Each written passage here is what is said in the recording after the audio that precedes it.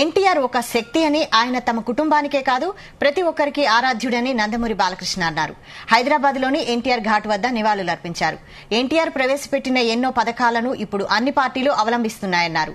ఎన్నో సంస్కరణలు తీసుకువచ్చిన వ్యక్తి ఎన్టీఆర్ అని కొనియాడారు. ఆయన ఆశయాలను ముందుకు తీసుకెళ్తామన్నారు బాలకృష్ణ.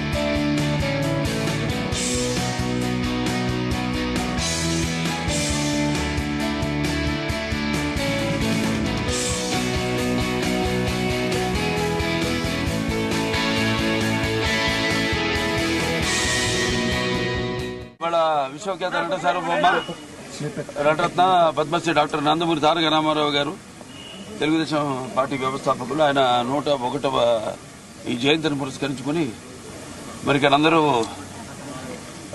కుటుంబ సభ్యులైతేనేమి పార్టీ కార్యకర్తలు అందరూ కూడా ఆయనకి ఘన నివాళులు అర్పించడానికి ఎన్టీఆర్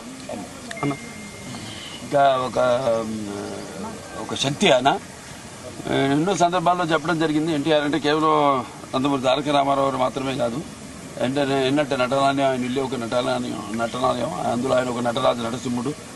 టీ అంటే తారామండలంలో తారక ధ్రువ తారకుడు, ఆర్ అంటే రాజర్షి రారాజు, రాజకీయ దురంధర యుగంధరుడు, రమణీయ రమ్య కమనీయ సౌమ్య గుణధాముడని. అలాగే ఆయన మొదటి నుంచి కూడా చూస్తే ఆయన ఈ జీవిత ప్రస్థానం ఒక మామూలు రైతు కుటుంబంలో పుట్టి, అలాగే ఎన్ని ముందు అవకాశం వచ్చాడు కూడా కాదు అని ముందు చదువుకే ప్రాధాన్యత ఇచ్చి ఆయన చదువు పూర్తి చేసుకున్నాక మరి చలనచిత్ర ప్రవేశంలోకి అడుగుపెట్టడం జరిగింది. అదే ఇక ఆయన చలనచిత్ర రంగంలో ఆయన ప్రస్థానం గురించి వేరే చెప్పనవసరం లేదు. ఎన్టీఆర్ అంటే ఒక నటనకు నిర్వచనం, ఎన్టీఆర్ అంటే ఒక నవరసాలకు ఒక అలంకారం, ఎన్టీఆర్ అంటే నటనకు ఒక విశ్వవిద్యాలయం. తర్వాత ఆయన ఈ రాజకీయ రంగ చలనచిత్ర పరిశ్రమలో మకుటలేని మహారాజుగా ఉన్నప్పుడే ఆయన ఈ చలనచిత్ర పరిశ్రమ నుంచి నిష్క్రమించి ఇటు రాజకీయ రంగ ప్రస్థానం చేయడం జరిగింది. అలాగే ఆయన ఎన్టీఆర్ అంటే ఆ తర్వాత నవశకానికి ఒక ఆరంభ మంత్రం, ఎన్టీఆర్ అంటే ఒక నవజాతికి మార్గదర్శకం, అలాగే ఎన్టీఆర్ అంటే నానా జాతులకు దైవ సమానం. అలాగే ఎంతోమంది ఆనాడు ఒకే పందాలు వెళ్తున్న రాజకీయాన్ని మార్చి ఎంతోమంది ఎవరైతే అంటే అంతకుముందు ప్రతి తెలుగు మట్టి గడ్డ కూడా నేను తెలుగువాడని సంగర్వంగా చెప్పుకునే దమ్ము, ధైర్యం, సత్తువ, తెగువ, అలాగే అహంకారానికి తానబెట్టి పదును పెట్టి బయటకు వచ్చి చెప్పించి